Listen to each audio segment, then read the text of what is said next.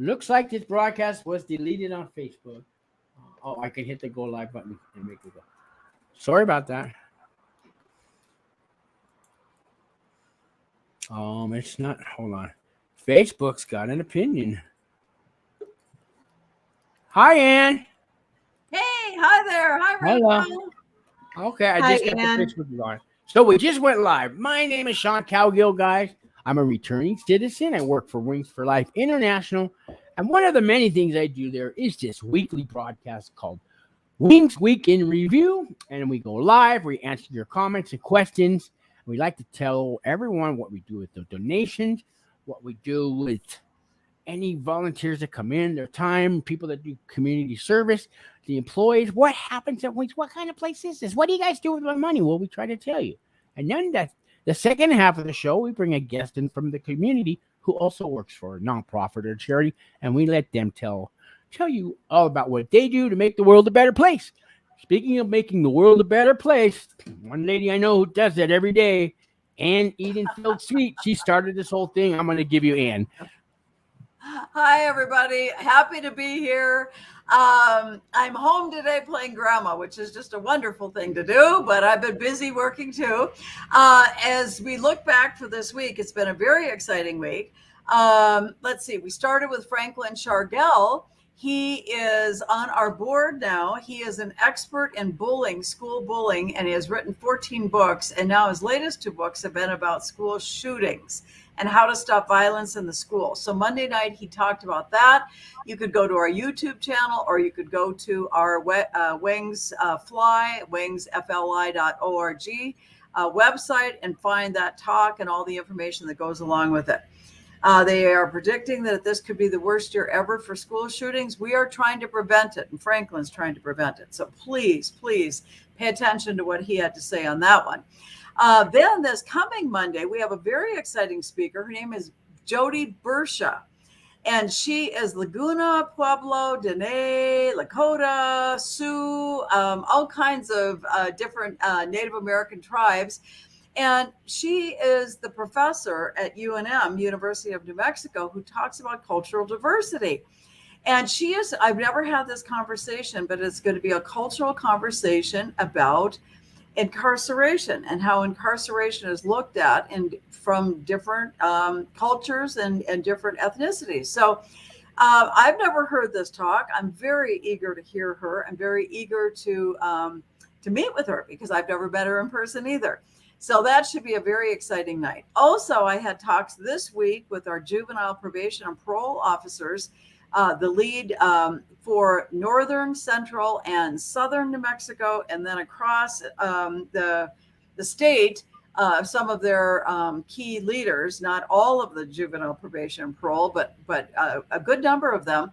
And they are going to be partnering with us as we expand our Wings for Life programs across New Mexico.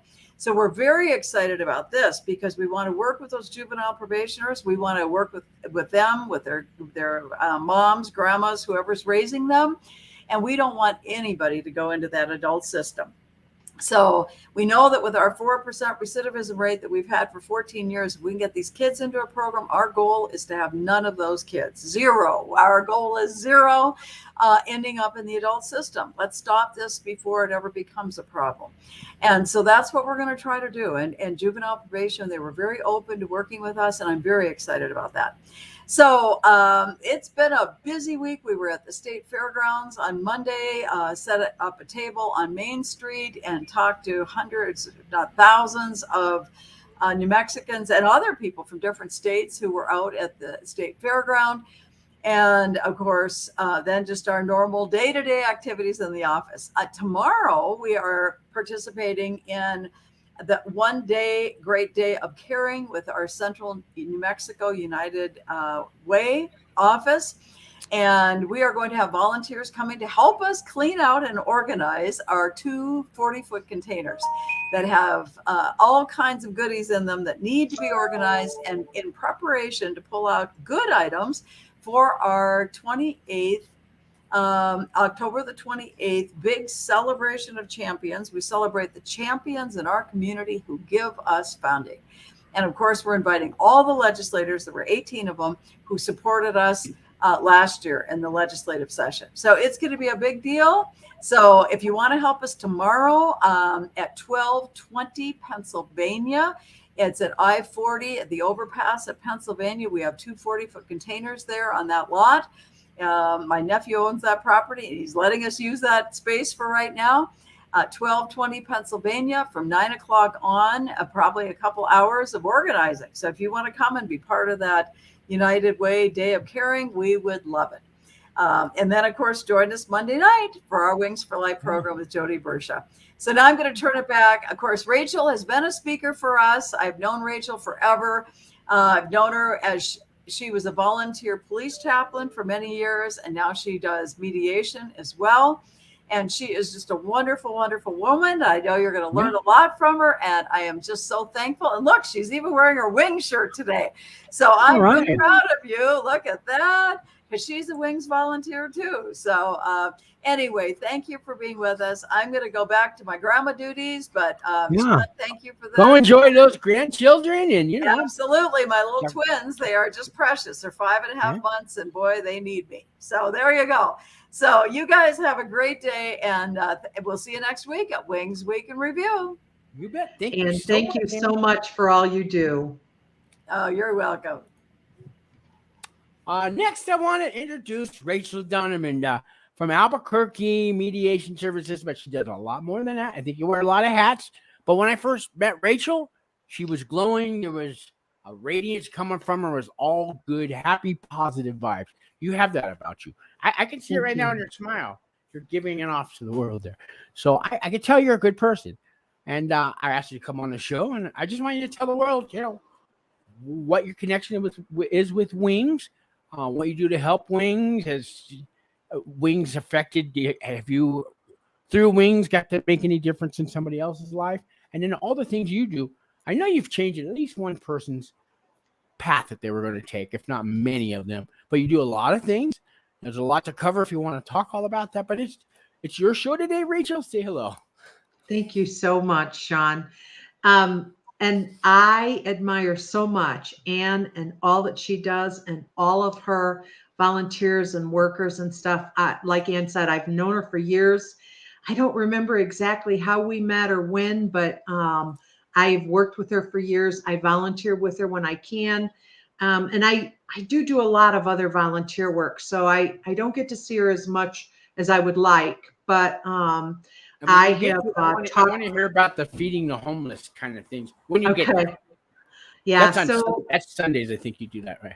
Yes. And what was so awesome. So I go down to Albuquerque. I take a team of people with me, and it just depends on who the Lord provides for that particular time that we go down. Sometimes they're from my church, sometimes they are not, but my church is getting more and more involved with, outreach into the community. So I go to New Life, New Mexico Church. We're right on the corner of Rio Rancho, Albuquerque, and Corrales, right up off of and they have live services there now, or yes. is it still? Okay, great. Both live and streaming. So, but we go down, I go down about 5 times a year. I always like to go on Thanksgiving Day and Thanksgiving morning and Christmas morning. But then, we go other days, throughout the year. We went on Valentine's Day. We went on Good Friday. And my whole thing, the most important thing that we do is we bring water, and we bring the word, the gospel, and Bibles. And then we always pray ahead of time, Lord, what would you like us to take? And so, because there are some things that our homeless ask for on a regular basis. Socks. I've heard socks in every state. What else? Yeah. Hygiene items. And like as the weather starts to chill now, sweatshirts, sweatpants, jackets, gloves, hats, and sometimes disposable underwear. So it just depends. And then we pass out just whatever God provides. And there will be times when we will be out in the street talking to the people and giving them the water and the Bibles, and we pray with them. We ask them if they'd like to pray. Right. You know, we talk about the gospel of Jesus Christ. And sometimes people will stop and say, hey, we see that you're out doing this. Would you pass out these items for us? And so, of course, we will. And, you know, one time we did have a gentleman give us $5 in case we wanted to buy more water or whatever. I still have that $5 because God has provided so much that we have not had to spend it yet. But and like when we went to the garage sale for wings last week, Ann loaded me up with some socks and some T-shirts and things like that. So yeah, good stuff for them. Yeah. You know, I always say you cannot outgive God. You just cannot. And you know, we just always put him first. I believe that God breathed one breath into humanity, one breath. And so each one of us shares a part of his breath. And so if I disrespect any human being, then I have dishonored God, and I don't want to do that. And so when we go out, that's a good way to look at it. Yeah. I mean, you kind of explain it so simple that I understood it this way. And that's the thing. When we meet up with anybody who's homeless, we ask them their first name. We don't have to get real intrusive into their business unless they want to tell us what's going on. But you know, just like in Acts, when the disciples were together and they were praying in one accord, and they were filled with the Holy Spirit. You know, the Holy Spirit gave them the ability to speak to people and everybody heard in their own language.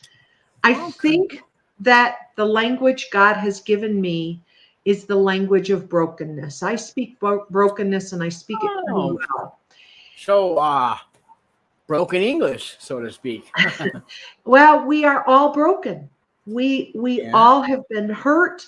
We all struggle. You know, and so I like to show all people dignity and respect, and especially for our homeless people, because they deserve dignity and respect just like anybody else does. You're so right. Once upon a time, I was a homeless person, only for a couple months. Then I got in the shelter and I got a job at Jack in the Box, and I worked my way out.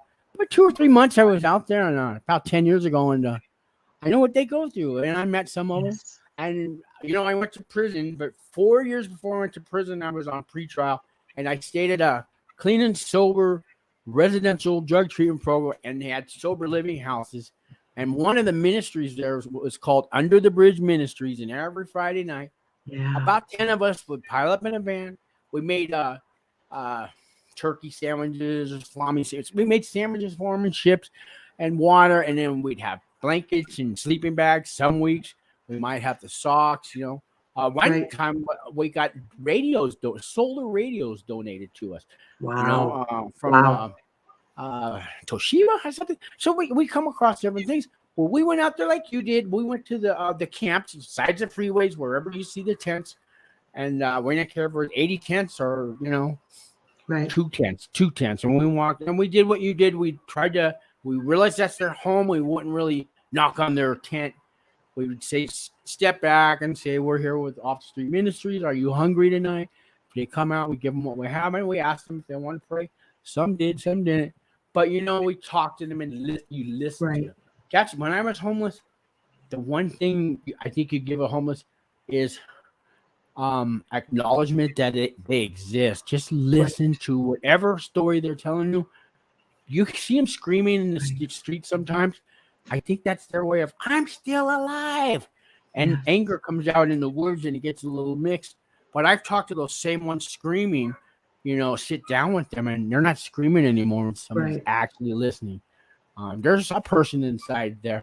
That person needs help. You might not be able to give them that help, but if you just listen to them and, you know, let them know that for that day, you know, somebody listened to me. And just not what they're gonna want money or drugs or something, but that can make the difference in their day, and they'll definitely make a difference in your day. That's my little story. Well, and that's a good story because that's what it is. I never really named the ministry that we do, but if I were to name it, I would name it "Come See a Man."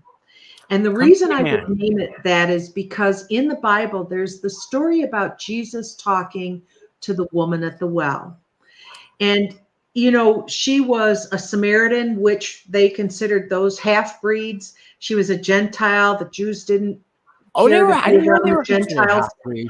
She was disrespected and diminished in value. They talked about her marriages and here's the thing. We don't even know. She could have been married multiple times because maybe her husband died in war.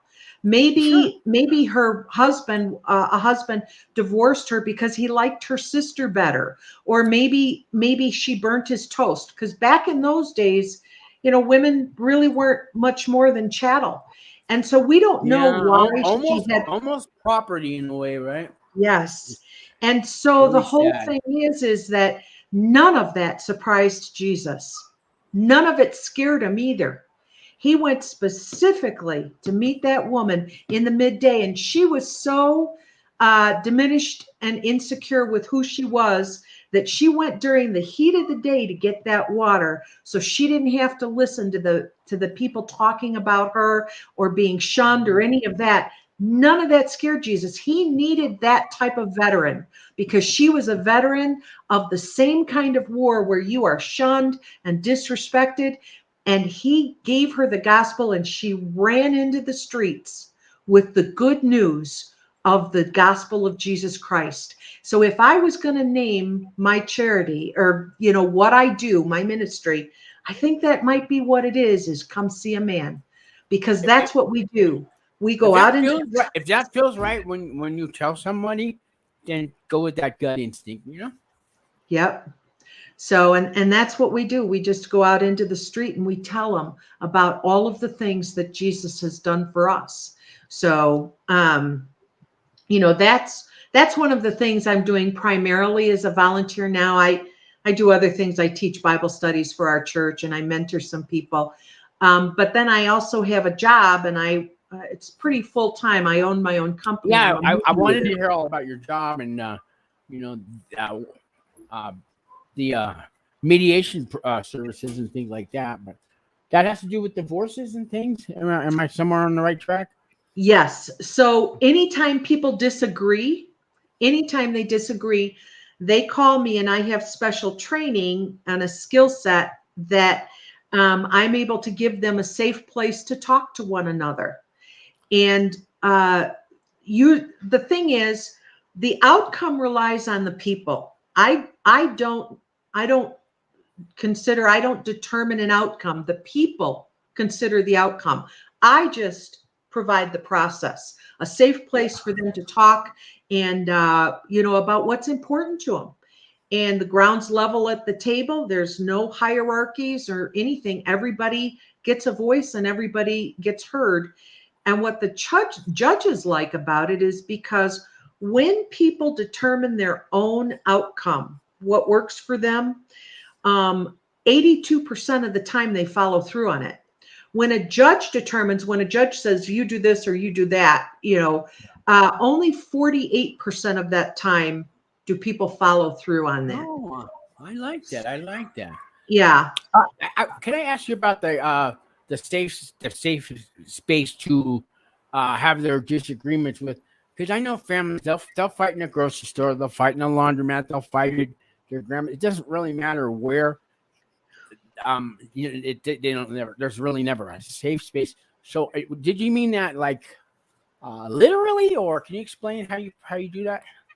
What I mean is, whenever I hold a mediation class or a mediation session, whether it's on Zoom or whether it's physically in an office building, or whether it's in the courts, it is safe there for them to talk to one another because I don't allow people to disrespect other people. That mediation is not about that. It's about everybody being equally respected. And so when people feel safe to be heard, they will speak more. They will speak about what's on their heart. And that's what gets to what's causing the conflict. It's not always what somebody says, it's what the other party hears. So there's lots of different reasons. Like, we talk at people instead of with people. And my right might make you wrong, because we don't learn how to give people the opportunity to have a different perspective than we have and still be right. So my right would make you wrong. And the way we talk to people a lot of times is, if I have a perspective about something and you don't agree with me, then you can't be in my gang. It's just that simple, because we are just a gang-related people. And that's not just today. That's been since the creation of humanity. We've been a gang-related people and found incredibly inhumane ways to treat one another. And so none of that happens in mediation. People just have a safe place where they can sit and talk to one another. And I'm trained in questions and facilitating this conversation, so that at the end of the day, even if they haven't come to a complete agreement, there are several things that they agree on, but they know absolutely what it is they disagree on. And so if they have to move forward in court, it's a very simple process. This is what I disagree on, and this is what I'm looking for. So it's future mediation for wills and estates and stuff, when the families fight over estates. Is there, did they everything for that? Okay. Anytime there's a disagreement, a neighbor's dog barking, landlords and tenants, maybe? Landlords and tenants, debt collection, if money's owed. Oh, really? Employer, like, if I owed a hospital $5,000 and they only gave me aspirin that day, and that happened to me once. So aspirin and a bandage or something. $5,000. Right. I get it. I got somebody to help me, and I didn't have to pay it, but that's a lot of money for 2 aspirins. But so employer, employee, the schools, whether it's students and teachers, or board members, or nonprofit organizations, real estate, it just, anything that there is disagreement about. And I put it on my website.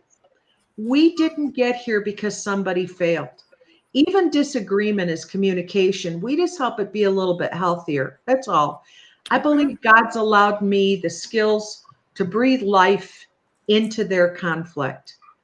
And it just works well for them. And it's a gift to me. It's a privilege for me to be able to come into, even as a chaplain, I thought this, for me, it was a privilege for me to have people, to be able to be trusted in people's most devastating times of life, when somebody died.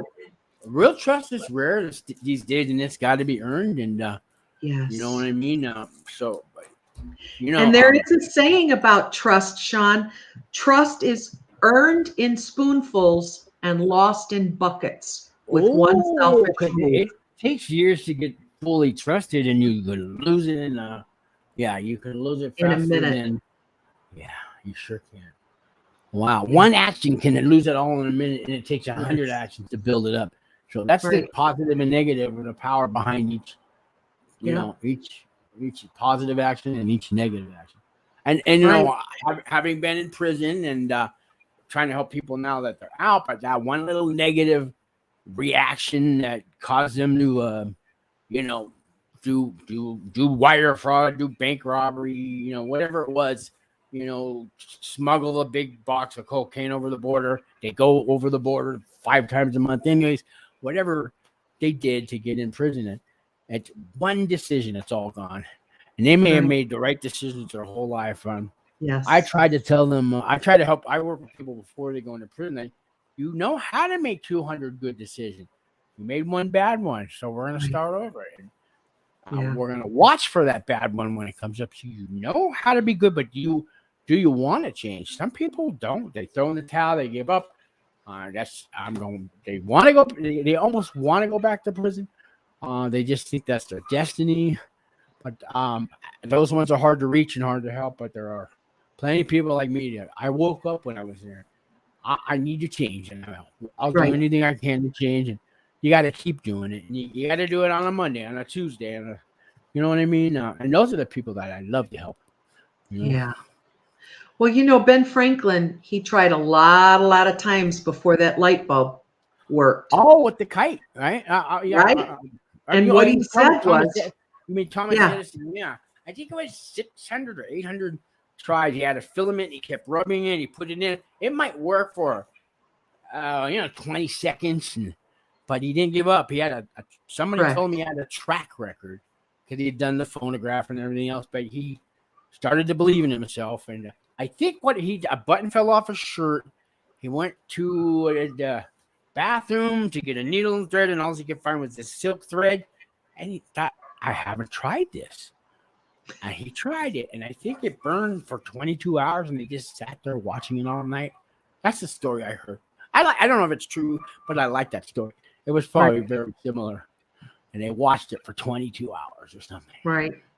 And it's like they're watching a miracle. I teach classes. I think the miracle is that he didn't give up. Because somebody else would have come along with a light bulb. That might be the miracle. He learned to believe in himself and he didn't give up.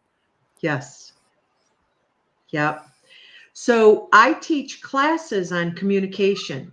Sometimes they can be short ones, lunch and learns, but I go through, the things that cause people to reach conflict. And there's some very simple things that we can do where it will eliminate the largest portion of opportunities for conflict. So, and I don't charge for those because I think that it is so incredibly important that we stop being divided as citizens and that we actually hear what other people are saying to us. Very true. I think we owe everyone that, they hear them out. You may not agree or anything, but maybe you want to be heard out one day, and if you there's a political movement behind that, and I don't want to talk about that on this channel, but it reminds me of it's politics. I'm gonna stop. But I get what you're saying. Tell me how many clients that you see, let's say once a month. Well, there's probably somewhere between 30 or 40 that I see. It's like one a day. Then you get a new face every day. Yeah. I get a lot of calls. I get a lot of calls from my website. And then of course the court actually appoints me on different, cases. And so I'll mediate those. But I do get a fair amount of calls. So. Do you follow-ups? Have you heard from somebody 2 years later? I have. I think that, so I have a couple of stories. One of my favorites is. Tell me your favorite stories. My favorite is there was a husband and wife, and I was doing their paperwork for them, not doing their paperwork, but mediating for their divorce and the child custody and, just helping them fill out the forms and stuff. And when we left the courthouse, they were out in the parking lot kissing. Wow. Because after they had been heard, after they had gotten through all of the disagreement, they realized they loved each other, because that's why they got together in the first place. So that's one of my favorites. There was another where and it's on my website as one of my reviews. Yeah, and when you in a minute, tell me your website, and I'll put it up. I'll put it up on the screen. But go on. The party said that they said, yes, after we learned from you how to talk to one another, They said, we have run into a couple other hiccups, but we've been able to work through them because of what we learned from you. Really? Yeah. Right. Well, that's got to make you feel good about yourself, right? It does, because that's the whole thing. When you give people a safe place, and I talk to all of them the same way with dignity and respect. And so when people are respected, they do feel safe, and they know it right off the bat. And so that makes them a lot of times more willing to be open and to talk about those things that are really troubling them. And that gives the other party an opportunity. And I sometimes will hear husbands say, well, where did you hear me say that? That's not what I said. Yeah. You didn't get the point of my message. I've had that happen, sure. Yeah. They hear one thing and you say another. And so communication is very important, and you speak that general common language that everybody's going to understand you, right? And I have to tell you this, Sean, there is one other language that I speak pretty proficiently. Okay, what is that? Dork. Dork? What? Okay, explain that. Is that like the nerds and the geeks and dork? Is that no? Just Sean, just stuff happens, and people that know me, they'll look at me and they'll be like, Donovan, what were you thinking? Dork. So Dork language. Dork, yeah. Tell me, give me a couple sentences or words of dork language. Well, it's just so like the other day I was helping some friends move some furniture, and they were like, all right, on 3. So we counted 1, 2, and they got to 3 faster than my brain did. So everybody's lifting the furniture but me.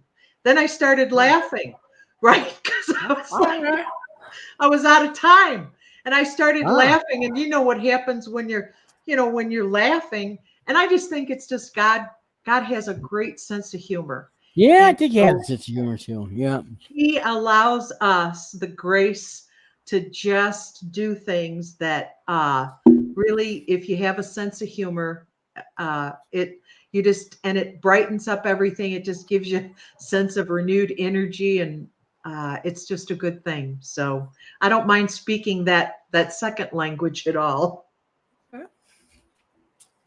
I thought you were going to say that other language is you speak a street language, a homeless street language, because they have their terminology and Oh, okay. Yeah, no. I just can I get your website? Yes, it is www. Albuquerque ABQmediation.com. Happening right now. So I got the HTTPS part, but I didn't put the W. Yeah, that's the thing. I don't know if you need that anymore, but on this screen, if I put it on, they'll be able to click. Yeah, it's the HTTPS. HTTPS // I think. Yes, then ABQ. Yep, is it www period, or is it W period W? No, and actually the website, when you go to it, it doesn't show the www, so maybe they don't need that anymore. I think they have autofill in now or something. So okay. Put the address, if I put Wings for Life and I just put that, it autofills that for you. There's a capability. So here we go. Did I get that right on the website there? Yep, that's it. Okay, great. Want to put a phone number up there too, or do you guys use phones? Yeah, it's 505-328 4792. 4792. Great. Thank you. And I should have done this myself earlier. Well, that's all right. I was chasing the clock, and I didn't apologize to anybody who was on here at 3 o'clock. We have a few people in the room. So my apologies. Running late, okay. Some traffic, things like that. One of those days hit some bumps in the road. But I still made it. So thank you guys.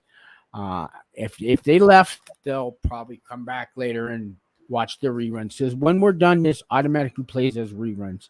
Oh, okay. Yeah. And okay. You guys are probably closing the weekends. I'm assuming, right? Well, I do work some Saturdays. Usually if I work on a Saturday, it'll be from about 9 to 12. But sometimes I'm doing my volunteer work or my church stuff. And so I'm not always available on a Saturday, but I'll set an appointment. Well, I was only saying that because I know I was going to mention that on the weekends or your time off, you give up your Sundays and you probably do more to help that individual on that Sunday than, your day job. You know what I mean? Yeah. I know you help people on that day job, but when you go out there personally and hit those streets, you're making a difference. As I've done it every time, you make a difference. At least to me, I made a difference, and that's why I wanted to do it. Yep. I feel good about myself. I get that feeling because I helped somebody else, and it's undescribable until you do it. I started out doing that with Moody Bible Institute down in Chicago because that's where I'm from. Okay. And so we used to go out on Saturday nights and, with the people that were on the street at the time, helping them. And then I did a lot of years of prison ministry, both adult. Let's get into that. Okay. And youth juvenile detention. I volunteered at a domestic violence center. And then for about 5 years back in Chicago, there was a men's shelter where they transitioned out of prison and out of drug rehab. And so I taught them work ethics and job skills and things like that. So it's like a sober living environment kind of things. Yeah. Right? But mostly about jobs and work ethics, Christian work ethics. Okay. Some people, they don't steal from their employers when it comes to like product, but they might steal time. Right. And so that's still theft. And so, one of the times there was a man that came back into the class. He had been out and he had gotten a job, and he came running in one time during our class and he said, Miss Rachel, he goes, I just got a raise from my job. And I said, oh, that's awesome. He said, my employer came up to me and he told me, I have never had anybody as honorable as you working for me. He said, really? Because I told him I'm not going to steal time from you. Wow. Yeah, so honor's another thing that can build your character in a positive way. And honor's not easy to get either. No. That's great. No. So they give medals for honor, you know what I mean? Yes. Yeah. And the thing is, there are a lot of people in life, no disrespect to our military or anything like that, but there are a lot of people in life that are veterans of a very different war. And, they definitely are no medals for that. There are scars, but it was the scars that Jesus bore for us that attracted people, right? And so sometimes those scars do a lot to bring people to a truth about Jesus Christ. Right. Okay. Very well said. That's great. Can you tell me, you got a prison story of someone that you maybe made contact with and, felt that you reached them and, got a success story of somebody you met in prison? No, although I did. Story. Yeah. You have a failure story because, that's real too. Sometimes you don't succeed with your goals when you go visit prisons and then you want to correct it and learn from that and try better next time. But have there been some times where nothing worked in prison? I have not ever met anybody outside. You know, I did the prison ministry, both women's and the youth detention, for a lot of years. I never met up with the people again after that.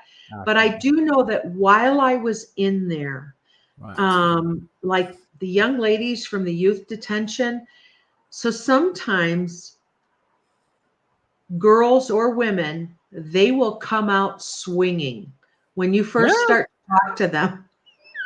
Really? Is that a defense mechanism or something? It's just that they're hurt, and because they're hurt, they will just come out swinging, and they will be mean. And I actually had that happen a few times as a chaplain when I was out visiting some of the stations, whether it was for fire or police. You know, they come out yelling at you. What are you going to preach Jesus to me?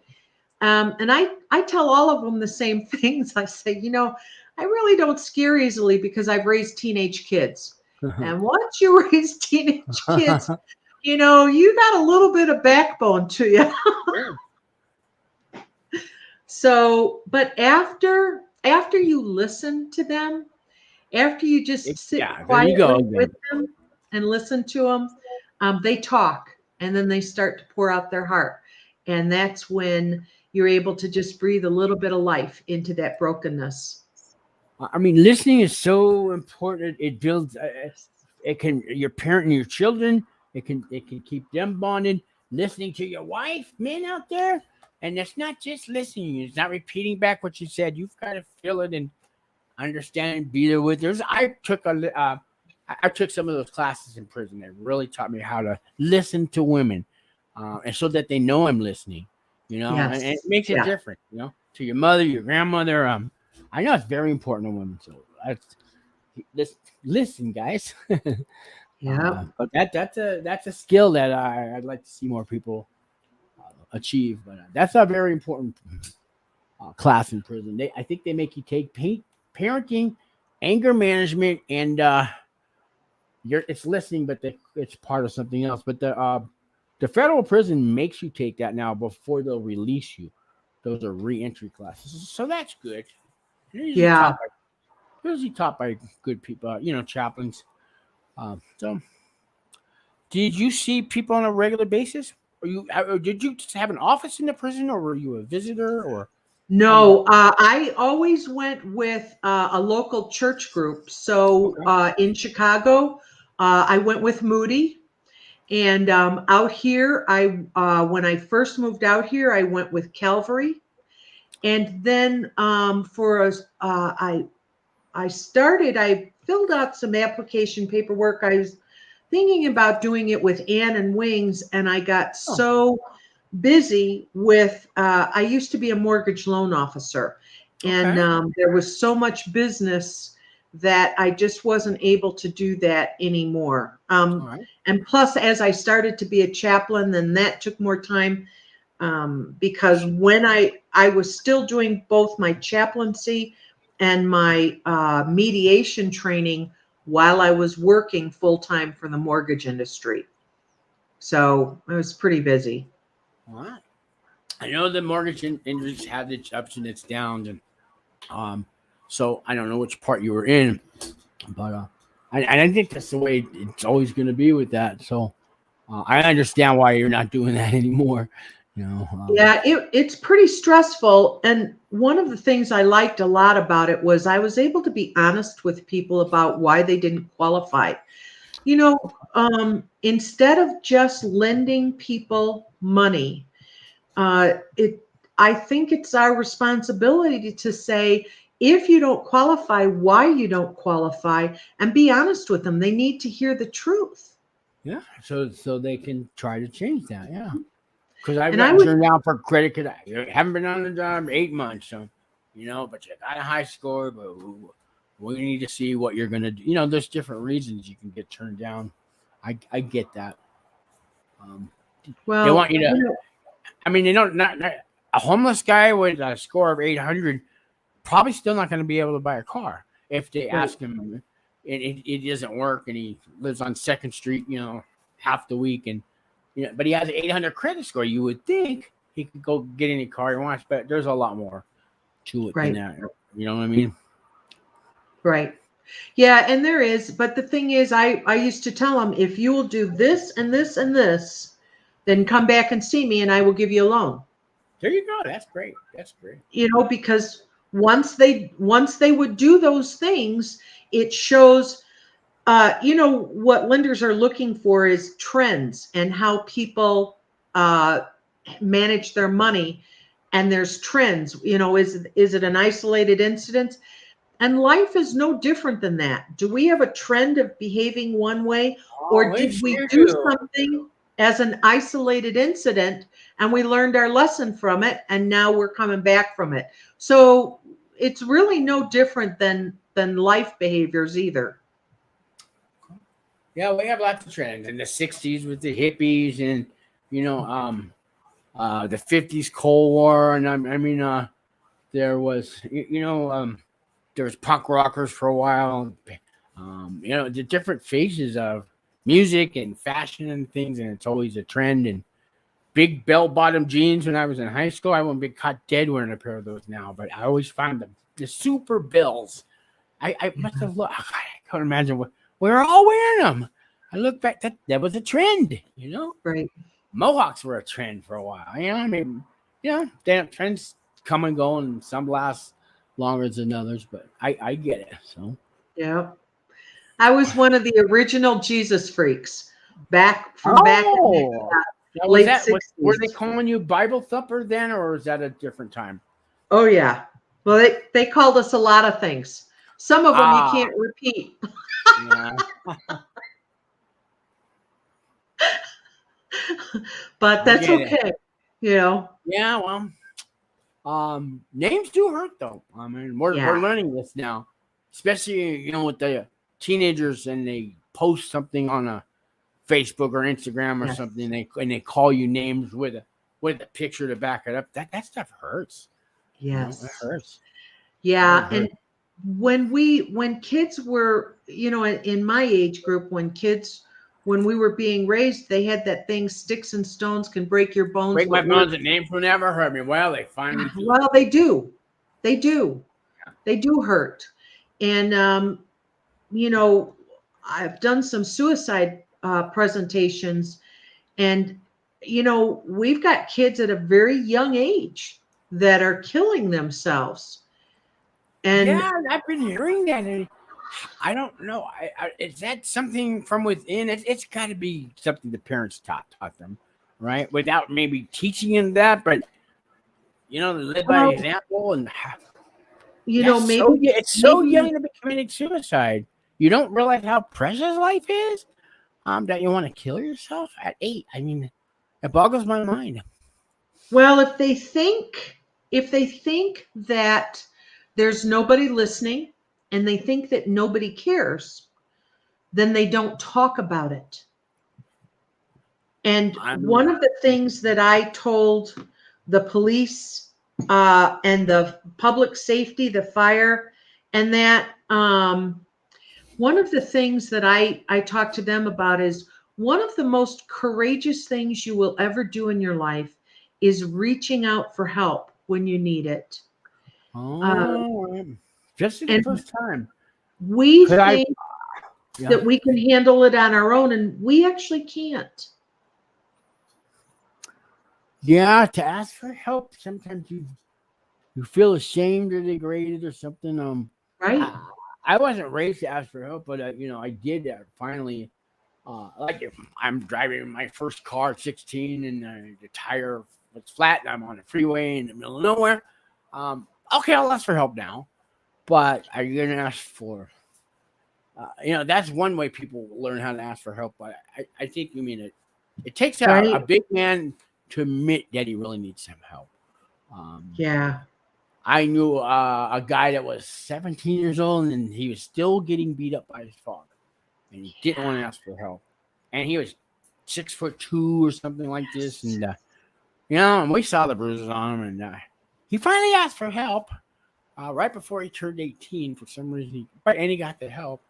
But you know, so there's those kind of people are ashamed of the situation they're in, and they don't want to ask for help. And a lot of people end up homeless because of that. You lose your job, you can't pay the rent, the PG&E. You don't want to tell anybody. I don't want to. Even if they pay my rent, PG&E next month, I can't ask them. So I'm not even going to ask them this time. And you give up and you surrender, and you didn't ask for help, and there you are in the corner. You know, on the medium of the freeway or the bus stop, because you didn't want to ask for help. Now you're going to the food bank and going to shelter, and now you want help, but hopefully you don't have to wait till you get to that point to learn how to ask for help. You ask for help from when things are going wrong in the beginning. You know what I mean? At 8 years old, you ask for help instead of suicide. Sometimes they don't, though. Sometimes they, or else maybe they have asked, but they asked someone that was too busy. And you can ask the wrong person. You sure can. Yeah. And so, if that person was too busy and didn't hear what that young person was saying, and the whole thing is one of the times I was on a very young suicide, the friends were so upset with the parents. And I told them, I said, you know what, as parents, we don't always get it right. We are not perfect. You might think it does, but it doesn't. Yeah. And I said, so you won't know that until you become a parent. I mean, Dolly Parton really said it best. The good Lord gives us children so our parents can tell us, I told you so. All right. That's great. It's going on.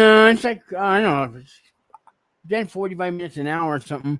I think we'll wrap this up, but I want to give you some final words to tell the world out there, some of your advice, and